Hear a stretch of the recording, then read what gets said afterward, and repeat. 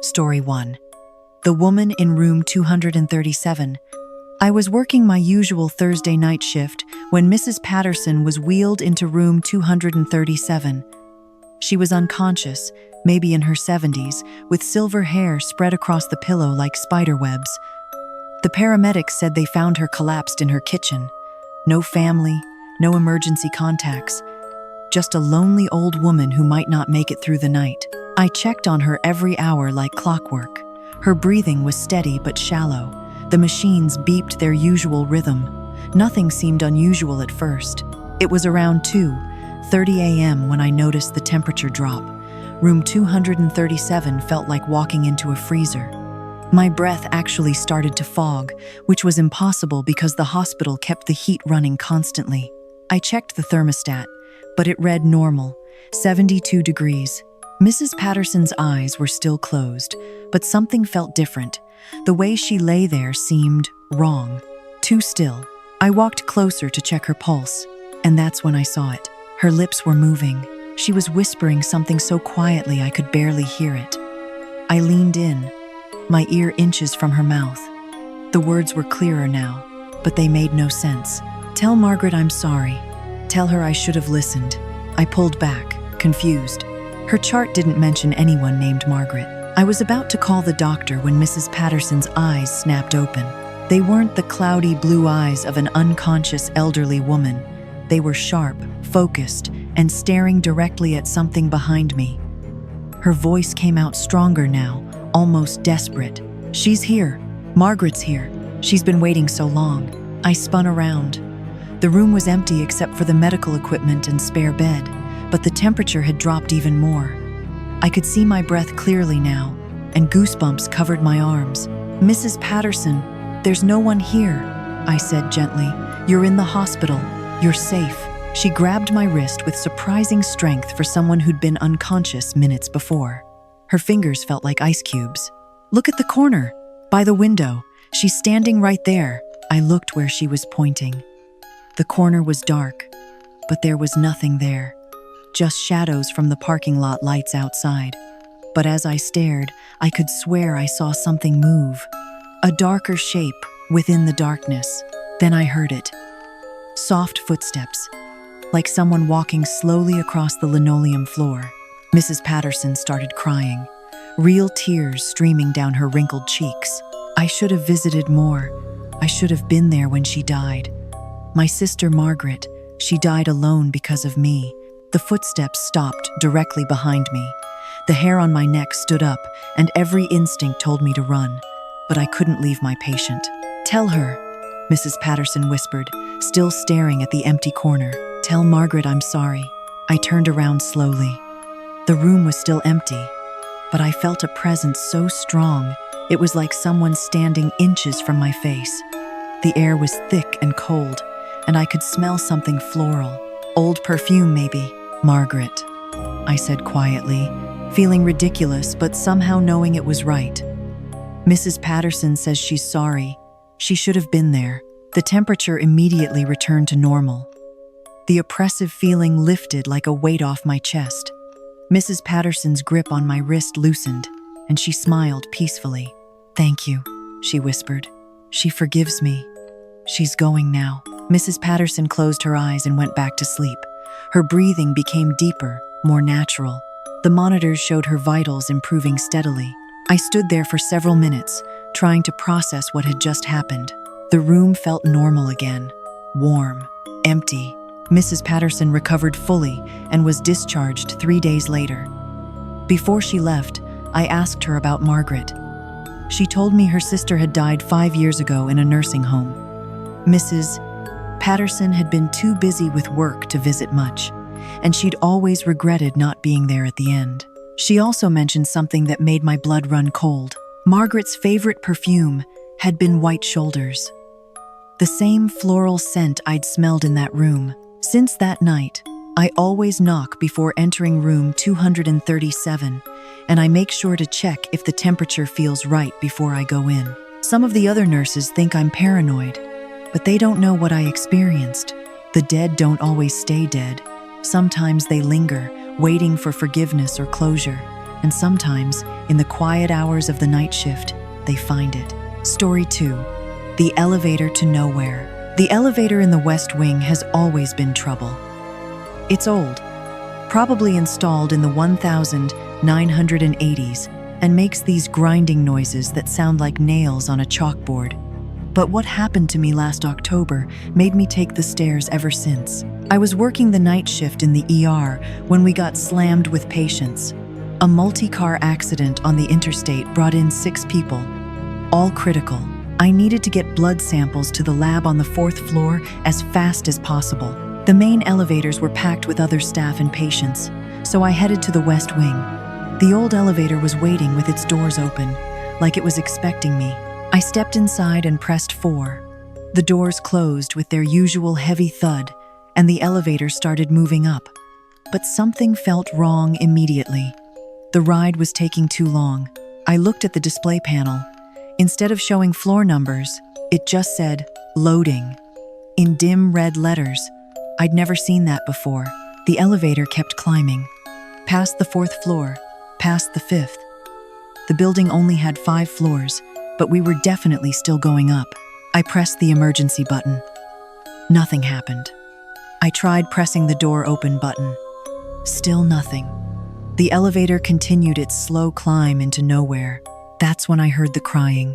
It was soft at first, like someone trying to muffle their sobs.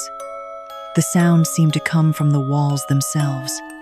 A woman's voice, heartbroken and desperate. The elevator finally stopped with a sharp jolt. The doors opened, but what I saw made no sense. I was looking at a hospital hallway, but not one I recognized.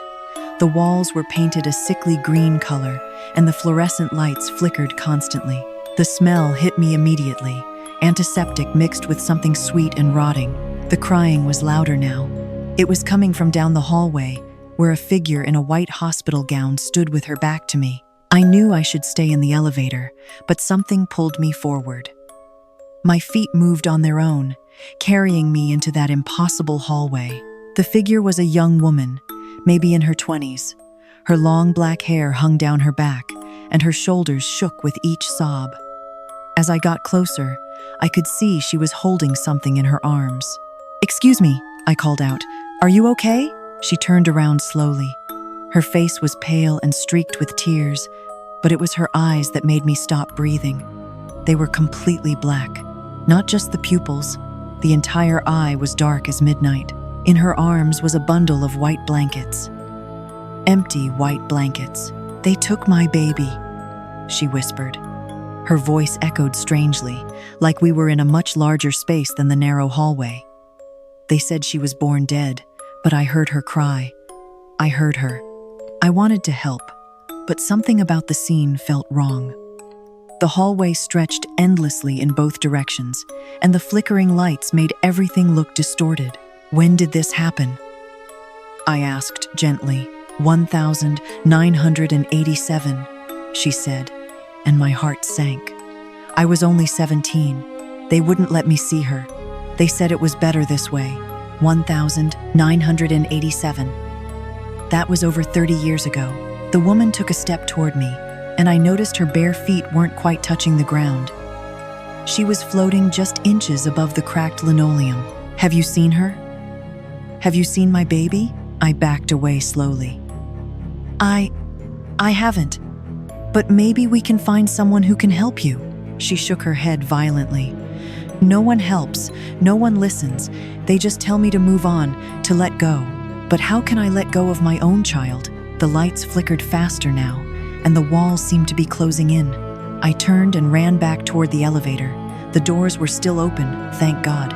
I jumped inside and frantically pressed the ground floor button.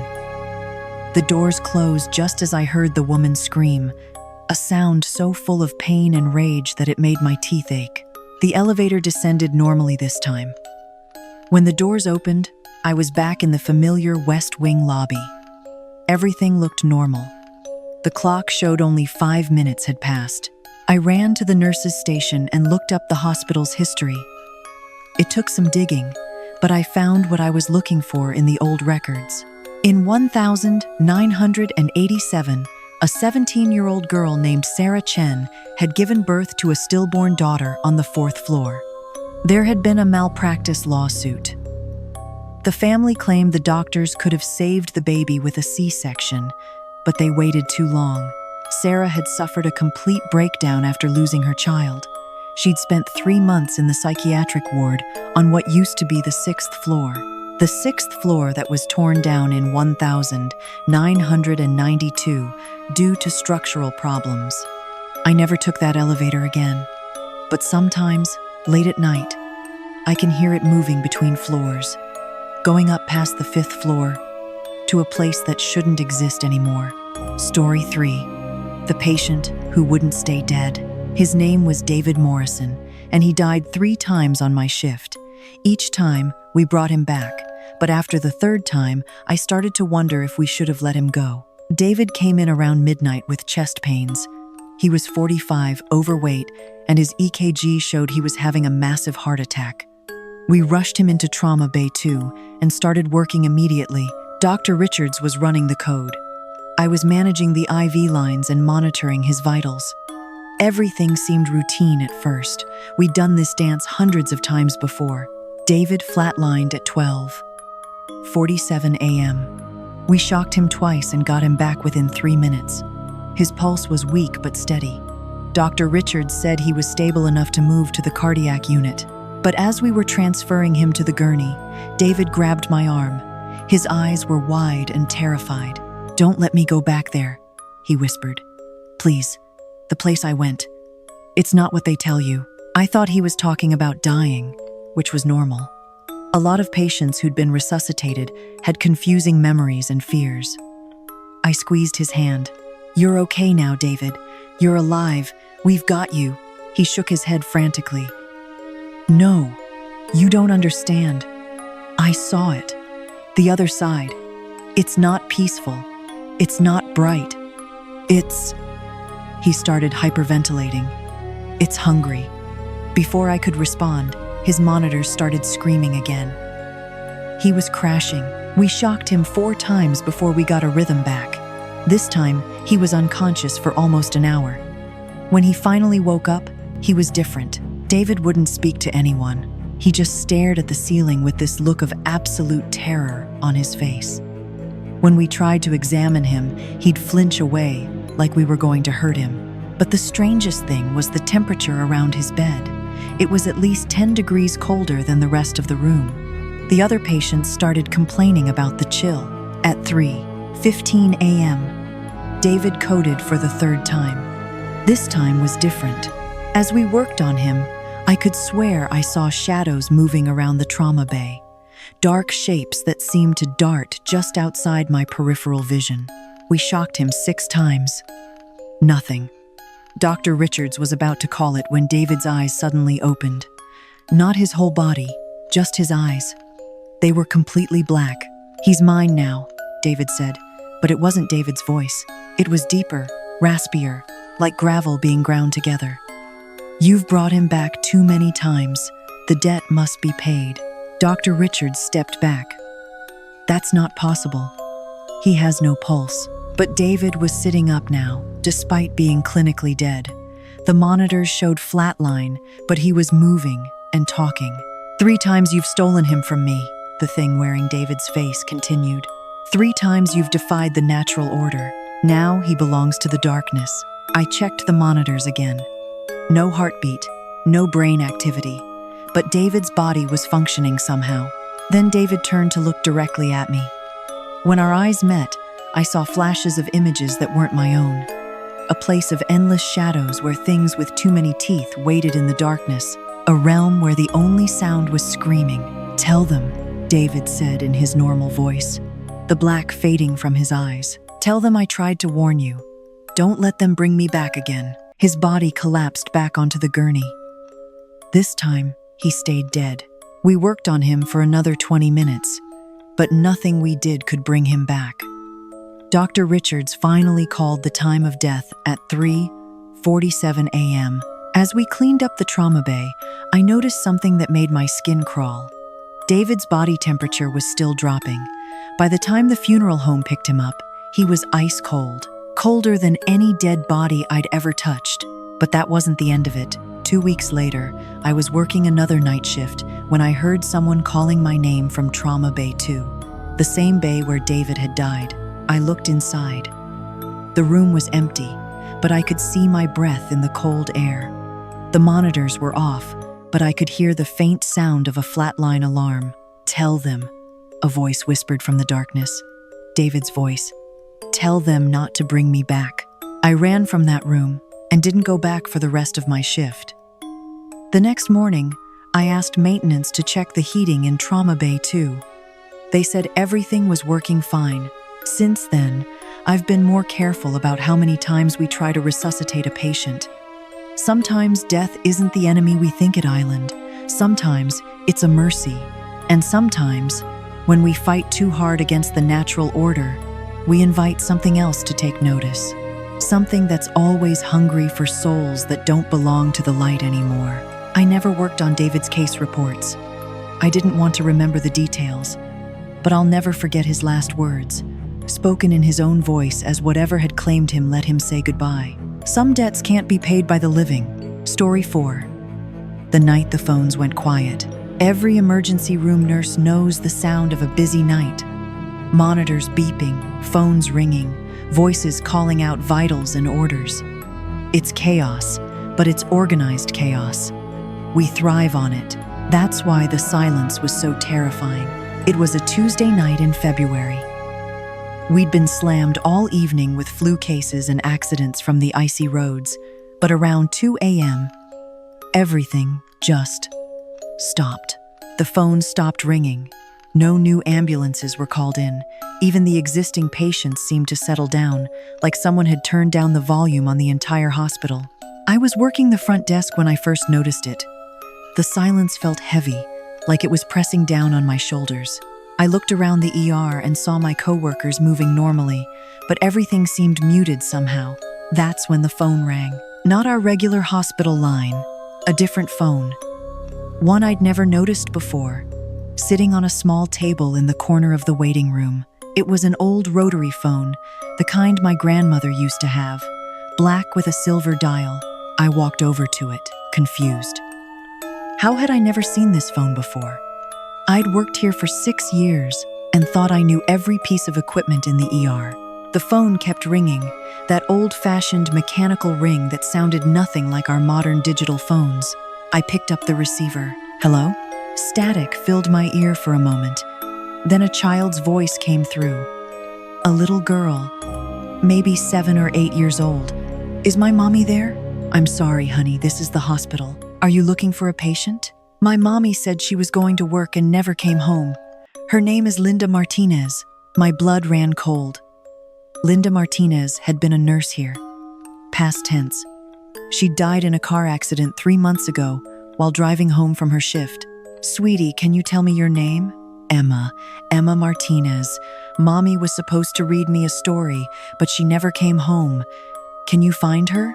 I knew about Emma. Linda had talked about her daughter all the time. The little girl had died of leukemia when she was 8 years old. That was 5 years ago. "Emma," I said softly, "where are you calling from?" "I'm in my room. It's really dark here, but I can see the phone number Mommy wrote on my wall. She said to call if I needed her."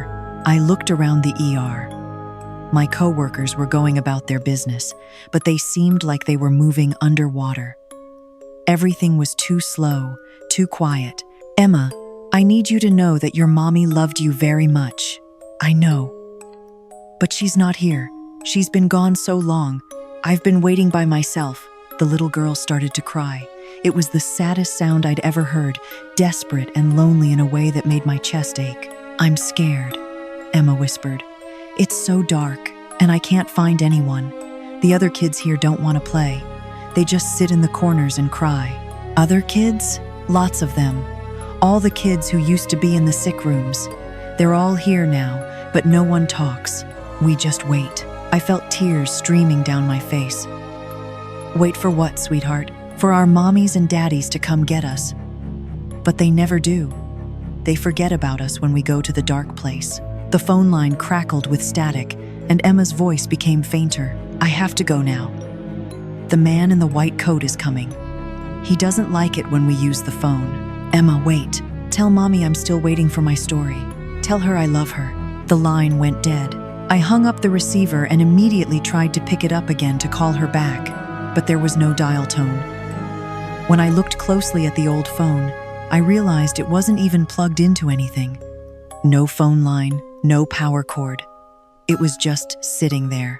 The normal sounds of the ER suddenly rushed back like someone had turned up the volume. Phones ringing, monitors beeping, people talking. Everything was back to normal. I asked the other nurses about the old rotary phone. None of them had ever seen it before. Maintenance said it wasn't part of the hospital's equipment, but it was still there the next night. And sometimes, very late during the quiet hours, I can hear it ringing softly in the corner. I never answer it anymore. Some calls are meant for people who can't take them. And some children are still waiting for bedtime stories that will never come. Story 5. The Woman Who Collected Shadows. Her name was Mrs. Holloway, and she checked herself into the emergency room every Tuesday night at exactly 11:47 p.m. She'd been doing it for months before I started working the night shift. The other nurses said she was harmless, just a lonely old woman looking for attention. She'd complain of chest pains or dizziness, we'd run basic tests, and by morning she'd be gone. The doctors labeled her a frequent flyer and stopped taking her seriously. But I noticed things the others didn't. Mrs. Holloway was always cold. Not just uncomfortable, actually cold to the touch. Her skin felt like marble, and her breath was visible even in the heated hospital rooms. The other nurses joked that she was part reptile. She also cast the strangest shadows. Most people have one shadow that follows their movements. Mrs. Holloway had dozens. They moved independently of her body, writhing and shifting like they were alive. The other staff never seemed to notice, but I couldn't stop watching them. The first time I was assigned to Mrs. Holloway's room, I introduced myself and tried to make conversation while taking her vitals. "Have you been coming here long?" I asked. She smiled, but it didn't reach her eyes. "Oh yes, dear, much longer than you might think. I used to work here, you know, back when this was the old wing." I checked her file. There was no record of her ever being employed at the hospital. "What department did you work in?" "The basement," she said matter-of-factly. "We handled the ones who didn't make it upstairs in time." The basement had been converted to storage years ago. Before that, it was the morgue. "That must have been difficult work," I said carefully. Mrs. Holloway's expression changed. Her eyes became distant, almost hungry. "You'd be surprised how many people die in hospitals, especially at night. All those souls, just floating around with nowhere to go. It's wasteful, really." The temperature in the room dropped noticeably. I checked the thermostat, but it read normal. "Mrs. Holloway, are you feeling all right? You seem a bit confused." She laughed, and it sounded like wind through dead leaves. "Confused? Oh no, dear. I'm quite clear about what I do. I collect them, you see. The lost ones, the forgotten ones, the ones whose families never came to say goodbye." As she spoke, her shadows began moving more aggressively. They stretched toward me like reaching hands. "What do you collect?" I asked, though I was starting to suspect I didn't want to know. "Their last breath," she whispered. "The moment between life and death when the soul is most vulnerable.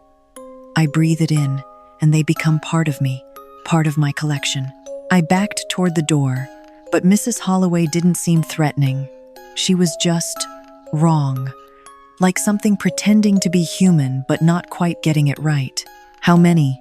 I heard myself ask. "Oh, I've lost count. Hundreds, maybe. They're all here with me." She gestured to her writhing shadows. "Would you like to meet some of them?" The shadows began to take more defined shapes. I could make out human forms, men, women, children. They were all reaching toward me with desperate, grasping motions. "They're so lonely, Mrs. Holloway continued, "and they're always hungry. Death makes you hungry, you know. Hungry for life, for warmth, for breath." One of the shadows broke away from the others and moved across the wall toward me. As it got closer, I could hear whispering, a voice begging for help, for release, for peace. I ran from the room. At the nurse's station, I looked up Mrs. Holloway's records more carefully. What I found made my hands shake. Margaret Holloway had indeed worked at the hospital. She'd been a morgue attendant from 1962 to 1987. She died in 1987 after being found unconscious in the basement. The cause of death was listed as respiratory failure of unknown origin. She'd been dead for over 30 years. I went back to room 12 with Dr. Patterson to confront whatever was pretending to be Mrs. Holloway. But the room was empty. The bed was made, and there was no sign that anyone had been there. The temperature was normal again, but on the wall where her shadows had been, I could see faint outlines burned into the paint. Human shapes in various poses of agony and desperation. Mrs. Holloway never came back to the hospital after that night. But sometimes, during the darkest hours of the night shift, I see those shadows moving in my peripheral vision, and I wonder how many souls are trapped in whatever Mrs. Holloway became. The dead don't always stay dead. Sometimes they find ways to feed on the living, and sometimes they collect us one breath at a time. Story 6. The room that shouldn't exist. The elevator in the north wing has only 4 buttons: basement, first floor, second floor, and third floor. It's been that way since the hospital was built in 1978. So when the button marked 4 appeared overnight, nobody could explain it. I was the first person to notice it during my shift last Thursday. I'd used that elevator hundreds of times, but suddenly there was a 5th button I'd never seen before. It looked exactly like the others, same worn brass, same faded numbers. I asked the other nurses about it. They all swore it had always been there. When I insisted it was new, they looked at me like I was losing my mind. Maybe I was curious, maybe I was tired from working too many doubles. But at 3 a.m., when the hospital was at its quietest, I pressed the button for the 4th floor. The elevator rose past the 3rd floor and kept going. It shouldn't have been possible. I knew the building only had 3 floors plus the basement, but the elevator climbed smoothly upward and stopped with a soft ding. The doors opened onto a hospital hallway I'd never seen before. It looked like our hospital, but wrong somehow. The walls were the same institutional beige, but they seemed to stretch on forever in both directions. The fluorescent lights flickered constantly, casting moving shadows that made everything appear unstable. The smell hit me immediately, antiseptic mixed with something sweet and cloying, like flowers left too long in water. I stepped out of the elevator, planning to look around quickly and get back, but as soon as my feet hit the linoleum, the elevator doors closed behind me. When I turned around, there was no elevator, just solid wall.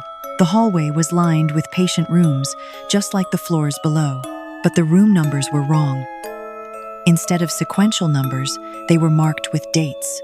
Room 315 1000, 987, room 1122 1000, 995, room 68 2003. All dates from the past. All dates when someone had died.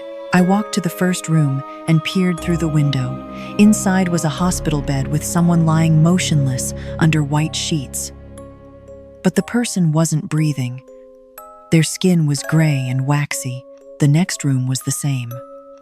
And the next. Every room contained a body that looked like it had been there for years, but they weren't decomposed.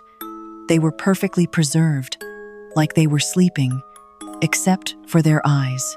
Every single body had their eyes wide open, staring at the ceiling with an expression of absolute terror. I started walking faster, looking for a way out. The hallway seemed to go on forever, with more and more rooms containing more and more bodies, all with those same wide, frightened eyes. Then I heard something that made me stop breathing. Whispers. They came from behind the closed doors. Dozens of voices, all talking at once, pleading, crying, begging for help. Please don't leave us here. We can't find our way out. It's so cold, so dark. Help us. Please, someone help us. I ran then. down the endless hallway, past room after room of the dead who wouldn't stay quiet. The whispers grew louder, more desperate, until they became screams. At the end of the hallway, I found a stairwell. I threw open the door and ran down the stairs 3 at a time. They seemed to go down much farther than 4 flights, but eventually, I reached a door marked ground floor. I burst through into the main hospital lobby. Everything was normal. The night security guard looked up from his magazine. "You okay, nurse? You look like you've seen a ghost." I couldn't speak. I just nodded and walked quickly back to the ER. The next morning, I tried to take the elevator to the 4th floor again. The button was gone. Just 4 buttons, like it had always been. But I did some research in the hospital's archives. I looked up the dates from the room numbers I could remember. March 15, 1987, Rebecca Walsh, age 17. Died from severe allergic reaction during surgery. November 22, 1995, Tommy Rodriguez, age 8. Died from complications following a fall down hospital stairs. June 8, 2003, Dorothy Fletcher, age 73. Died alone from heart failure in the psychiatric ward. Every date corresponded to someone who had died in our hospital. People who had died alone, forgotten, or under mysterious circumstances. I think the 4th floor is where they go. The ones who can't move on, the ones who are trapped between life and death, waiting for someone to remember them. Sometimes, late at night, I still see that elevator button appear, but I never press it again. Some floors aren't meant for the living, and some of the dead aren't ready to let go. After hearing all of that, would you ever feel safe in a hospital again? These stories come from real nurses who've worked the night shift in emergency rooms across the country. They've seen things that medical school never prepared them for, things that shouldn't exist in places dedicated to healing and saving lives. But maybe that's exactly why these things happen in hospitals. Death and life exist so close together there. The boundary between our world and whatever comes next gets thin in the darkest hours of the night. Drop your own hospital horror story in the comments. I might feature it in the next video. Which one of these stories messed with your head the most? Was it Mrs. Holloway and her collection of shadows? The elevator to nowhere? Or David Morrison, who died 3 times but brought something back with him? Hit that subscribe button if you want more true horror stories that will keep you awake at night. Sweet dreams, if you can manage them.